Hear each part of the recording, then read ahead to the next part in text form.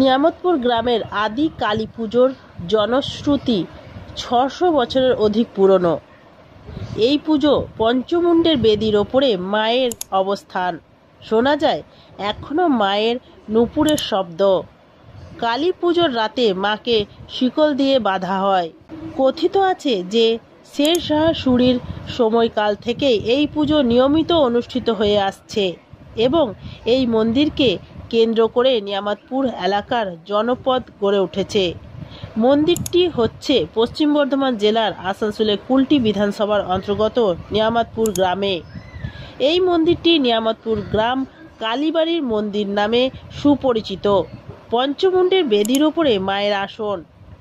মাকে সিদ্ধ প্রাপ্ত করে প্রতিষ্ঠা করা হয়েছে।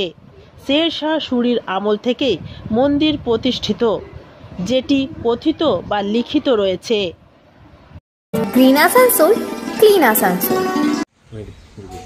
এই কালীবাড়ি নিয়ামতপুর কালীবাড়ি পঞ্চমুণ্ডের বেদি বলা হয় এটাকে।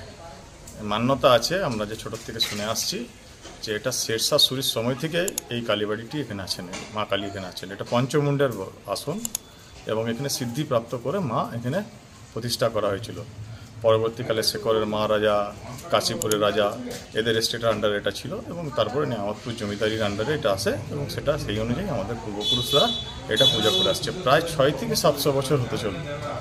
এর যে ইতিহাস পাওয়া যায় কথিত এবং লিখিত, তাতে এই শের শাহ সুরির সময় মানে ধরে নেন আজ থেকে ৬০০ বছর পুরনো মন্দির, খুবই জাগ্রত মন্দির এবং এই জনপদ সৃষ্টির আগের থেকে এই মন্দিরটি আছে। মন্দির খুবই জাগ্রত, অনেক পুরনো মন্দির। প্রথমত মন্দির এত উন্নতি ছিল না, ধীরে ধীরে উন্নতি হয়েছে। প্রায় 600-650 বছরের পুরনো এই মন্দির।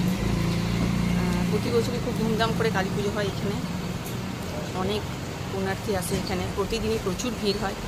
সকলের মনস্কামনা মোটামুটি এখানে পূর্ণই হয়, মা পূর্ণ করে সবারই। আপনি এখানকারই বাসিন্দা? আমি এখানকারই বাসিন্দা। আমি আমার জন্ম থেকেই এই মন্দির দেখছি। মন্দির 600-650 বছর পুরনো। হ্যাঁ, অনেক খুব জাগ্রত মন্দির। খুব জাগ্রত। এই মন্দিরের মানে এমন কিছু